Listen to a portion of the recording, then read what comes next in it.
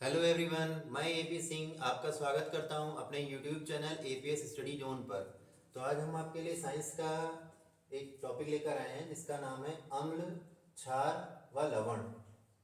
क्या नाम है? अम्ल, क्षार व लवण। तो क्या होता है अम्ल? तो जो हम किसी पदार्थ में देखते हैं कि उसमें अगर उसका हम लोग जलीय विलयन बनाएं, ठीक है, किसी रासायनिक पदार्थ का हम लोग अगर जलीय विलयन बनाएं तो उसमें क्या हो जाता है कि H प्लस आयन जो होते हैं वो निर्मुक्त होते हैं, ठीक है, यानी कि उसके अंदर H प्लस आयन पाए जाते हैं। ठीक, तो उनको हम लोग क्या कह देते हैं? अम्ल की श्रेणी में रखते हैं। क्लियर? क्या कहेंगे? जब किसी पदार्थ को हम लोग क्या करते हो, जलीय विलयन बनाएं तो उसमें क्या पाया जाए, H प्लस आयन पाया जाता है तो वो कहलाता है क्या? हमारा अम्ल कहलाता है। क्लियर है? अम्ल का अगर हम लोग देखें पीएच मान कितना होता है, तो पीएच मान जो अम्ल का होता है वो 7 से कम होता है। क्लियर है? अगर इसके उदाहरणों में देख लें तो HCl है, HNO3 है, H2SO4 है, इस तरह के यौगिक आते हैं। तो अगर डेफिनेशन देखें अम्ल की तो क्या है कि वे पदार्थ जो जलीय विलयन में H प्लस आयन देते हैं। क्या कहेंगे? कि वे पदार्थ जो जलीय विलयन में H प्लस आयन देते हैं तथा H प्लस आयन के अतिरिक्त और कोई आयन नहीं देते हैं, अम्ल कहलाते हैं। क्लियर है? यानी H प्लस आयन का होना क्या है वहां पर? अनिवार्य है।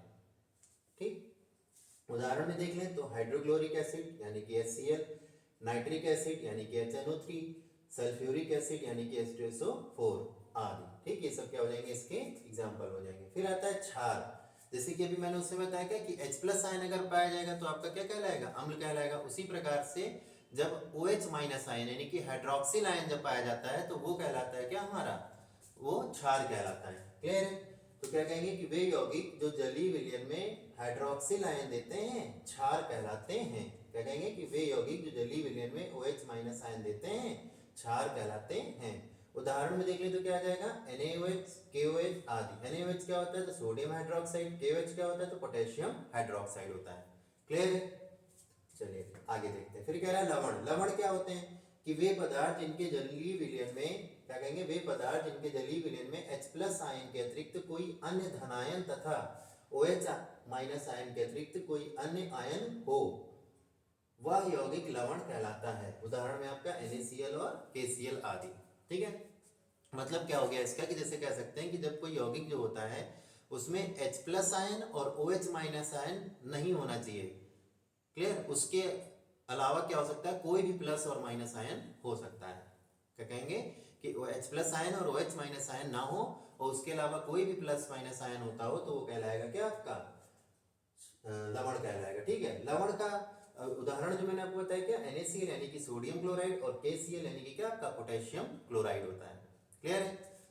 चलिए आगे देख लेते हैं। फिर कह रहा है कि लवण के प्रकार यानी कितने प्रकार के लवण होते हैं। तो लवण देखिए, एक होता है सामान्य लवण आपका, फिर होता है अम्लीय लवण, फिर होता है क्षारकीय लवण, फिर मिश्रित लवण, फिर संकर लवण। ठीक है?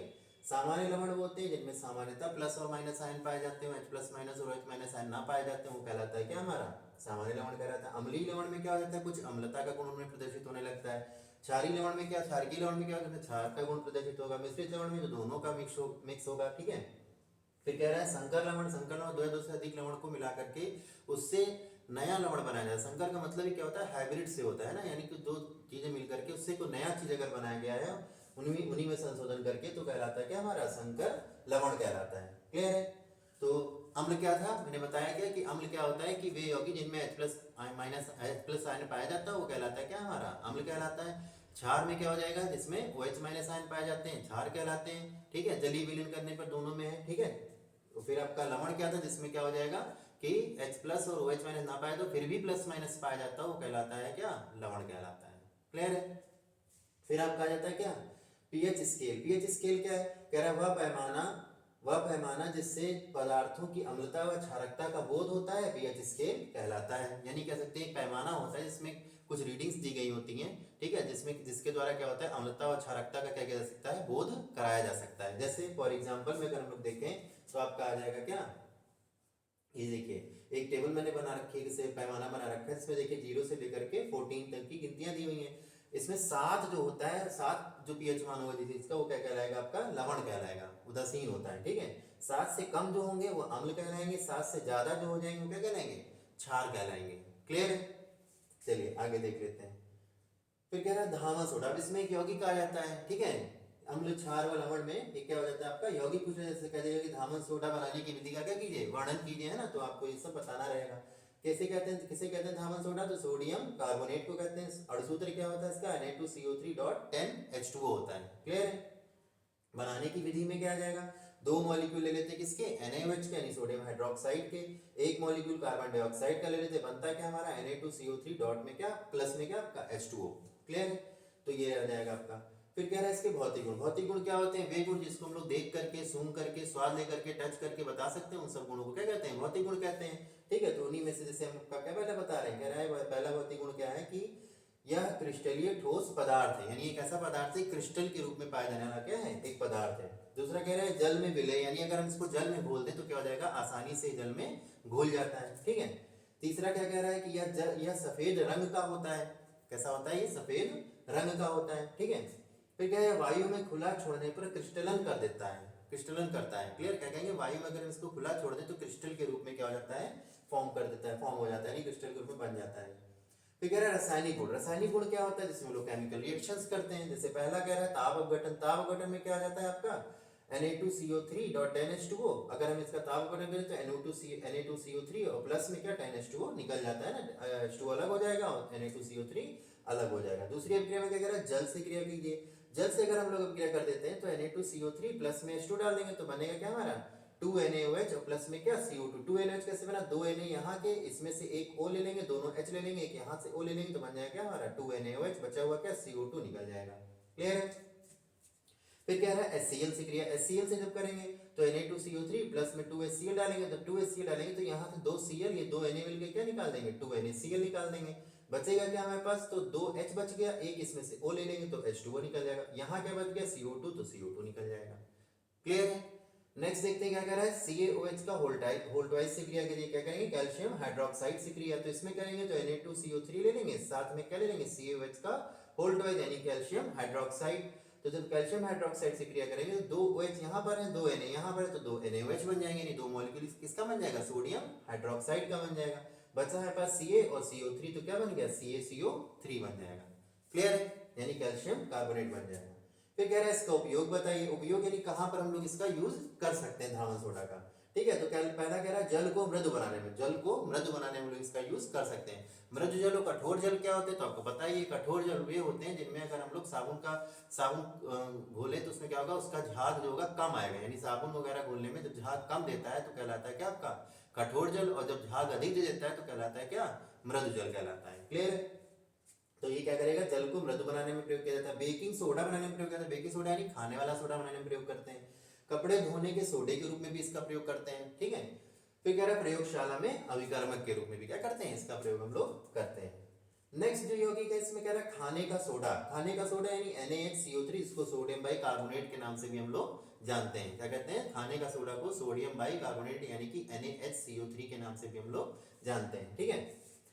इसमें क्या कह देगा, तो इसका बनाने की विधि जैसे आपका, तो बनाने की विधि में क्या आपका 2 NaOH और एक CO2 डाल देंगे। जैसे NaOH और CO2 डालेंगे तो बनेगा क्या Na2CO3 प्लस में क्या आपका H2O निकल जाएगा। 2 Na यहाँ से लिए, CO2 ये लिया, इसमें से एक O ले लिया तो बन गया क्या CO3, तो Na2CO3 निकल गया। यहाँ से क्या बच गया हमारे पास 2H और एक ही O बचा, तो क्या निकल गया H2O निकल गया।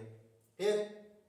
अब उसी Na2CO3 को H2O और CO2 के साथ में क्रिया कर देंगे, यानी सोडियम कार्बोनेट को वाटर और कार्बन डाइऑक्साइड से जब क्रिया कराते हैं तो क्या बनता है 2NaHCO3, यानी दो मॉलिक्यूल बन जाते हैं किसके, सोडियम बाई कार्बोनेट यानी कि खाने का सोडा के। क्लियर है। तो ये हो गई क्या इसकी बनाने की विधि हो गई। फिर कह रहा है क्या भौतिक गुण। भौतिक गुण देख लेते हैं। पहला भौतिक गुण क्या कह रहा है, यह सफेद क्रिस्टलीय पदार्थ है। कैसा पदार्थ है, ये सफेद क्रिस्टलीय पदार्थ है। दूसरी बात क्या बता रहा है कि यह जल में कैसा होता है, अल्प विलेय होता है, यानी अगर हम इसको जल में घोलते हैं तो कैसा होता है, अल्प विलेय, यानी कि बहुत कम घुलता है, ज्यादा आसानी से नहीं घुल पाता है। ठीक है। फिर कह रहा है इसका जलीय विलयन अम्लीय होता है। इसका जो जलीय विलयन हो जाएगा वो कैसा हो जाएगा, अम्लीय हो जाएगा। अम्लीय हो जाएगा तो पीएच मान कहाँ पहुंच जाएगा, 7 से नीचे चला जाएगा। क्लियर है। फिर कह रहा है यह अग्निशामक यंत्रों में प्रयोग किया जाता है। कहाँ प्रयोग किया जाता है, तो अग्निशामक यंत्रों में इसका प्रयोग करते हैं। ठीक है। तो ये भी एक और जाता है आपका भौतिक गुण में आ जाता है। फिर कह रहा है रासायनिक गुण। रासायनिक गुण में क्या होता है, रिएक्शन करनी है। जैसे पहला कह रहा है कि आपका ताप अपघटन करते हैं। ठीक है, क्या करते हैं, ताप अपघटन। ताप अपघटन का मतलब पहले ही हम आपको बता दें कि जो ताप अपघटन करते हैं तो उसका मतलब क्या होता है कि किसी गैस से क्या, किसी जो यौगिक है उसमें अगर ताप अपघटन कर देंगे तो उसमें से गैस निकलना क्या हो जाता है, अनिवार्य हो जाता है ना। तो जैसे यहाँ पे देखिए है 2NaCO3 यानी सोडियम बाइकार्बोनेट जो होगा उसको अगर हम लोग गर्म करेंगे तो क्या बनेगा, Na2CO3 प्लस में H2O प्लस में क्या, कार्बन डाइऑक्साइड, यानी कि गैस एक निकल गई यहाँ पर। ठीक है, गैस का निकलना आवश्यक होता है। दूसरा क्या कह रहे हैं, HCl से क्रिया, HCl से जब क्रिया करेंगे तो हाइड्रोक्लोरिक एसिड और साथ में क्या डाल देंगे, एक NaHCO3 यानी सोडियम बाइकार्बोनेट डाल देंगे। जैसे ही सोडियम बाइकार्बोनेट हम लोग यहाँ डालते हैं तो क्या बन जाता है हमारा NaCl यानी सोडियम क्लोराइड, साथ में एक H2O, साथ में क्या, एक CO2 यानी कार्बन डाइऑक्साइड एक बन जाता है। क्लियर है। नेक्स्ट जो आपका कह रहा है H2SO4 से क्रिया कीजिए। H2SO4 यानी सल्फ्यूरिक एसिड से क्रिया करेंगे तो क्या बनेगा, 2NaHCO3 लेंगे, यानी दो मॉलिक्यूल किसके ले लेंगे, NaHCO3 यानी सोडियम बाइकार्बोनेट के, एक मॉलिक्यूल डालेंगे किसका, H2SO4 का, तो बनेगा क्या हमारा Na2SO4 प्लस में 2H2O प्लस में क्या 2CO2, यानी दो मॉलिक्यूल किसके, कार्बन डाइऑक्साइड के निकल जाएंगे। फिर कह रहा है क्या HOCl, HOCl क्या होता है, तो हाइपोक्लोरस अम्ल होता है। HOCl किसका फॉर्मूला है, तो हाइपोक्लोरस अम्ल का फॉर्मूला है। हाइपोक्लोरस अम्ल से जब क्रिया करेंगे तो HOCl साथ में NaHCO3 डाल देंगे यानी सोडियम बाइकार्बोनेट, तो बनेगा क्या NaCl, एक यहाँ से Na एक यहाँ से Cl, तो NaCl बन गया। फिर क्या बना, CO2 यहाँ से निकाल देंगे, कार्बन डाइऑक्साइड, तो एक वो बच गया यहाँ से, एक H बच गया, एक यहाँ पे H, एक यहाँ पे होता है यानी H2O2। H2O2 क्या होता है, तो हाइड्रोजन पेरोक्साइड बोलते हैं। H2O2 किसका फॉर्मूला होता है, तो हाइड्रोजन पेरोक्साइड का फॉर्मूला होता है। ठीक है, फिर कह रहा है इसका उपयोग क्या है, तो उपयोग में पहला देख लेते हैं, क्या कह रहा है, कोल्ड ड्रिंक निर्माण में, जो कोल्ड ड्रिंक वगैरह होती है उनके निर्माण में क्या करते हैं, उसमें जो झाग आता है, आपको बताया है, कोल्ड ड्रिंक्स वगैरह जो ठंडी होती है उसको जब खोलते हैं तो उसमें से झाग निकलता है। झाग वगैरह जो बनते हैं किसकी वजह से बनते हैं, सोडियम बाइकार्बोनेट की वजह से। और जो झाग है क्या, वो CO2 इफरवेंसेस होती है ना, कि कार्बन डाइऑक्साइड के बुलबुले निकलते हैं वहां से। फिर कह रहा है दूसरा क्या, अमाशय की अम्लता दूर करने में। अमाशय में जो अम्लता हो जाती है ना, एसिडिटी हो जाती है, तो उसको भी दूर करने का काम कौन करता है, सोडियम बाइकार्बोनेट। जैसे इनो वगैरह जो आप पीते हैं ना, या और कुछ चीजें आती हैं जो अम्लता दूर करने के लिए दवाइयों पर प्रयोग की जाती है, उनमें भी क्या पड़ा होता है, सोडियम बाइकार्बोनेट का हम लोग यूज करते हैं। फिर कह रहा है अग्निशामक यंत्र में, जो अग्निशामक यंत्र फायर एक्सटिंग्विशर वगैरह जो होते हैं उसमें समय भी क्या होता है, यही आपका सोडियम बाइकार्बोनेट पड़ा रहता है। ठीक है, फिर दूध के परिरक्षण में, अगर कच्चे दूध में हम लोग सोडियम बाइकार्बोनेट मिला कर देते तो बहुत अधिक समय तक क्या होता है, दूध फटता नहीं है, यानी खराब नहीं होता है।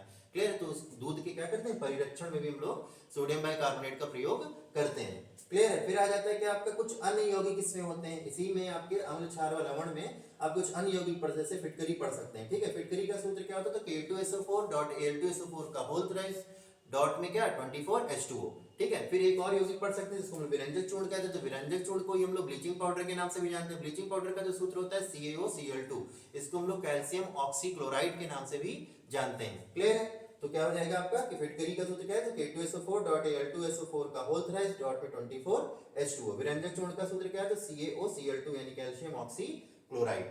क्लियर है, तो आज हम आपके लिए अम्ल क्षार और लवण का वीडियो लेकर आए थे। आई होप कि वीडियो आपको अच्छा लगा होगा। अगर वीडियो अच्छा लगा है तो वीडियो को लाइक कीजिएगा, शेयर कीजिएगा और चैनल को जरूर सब्सक्राइब कर लीजिएगा। Thank you.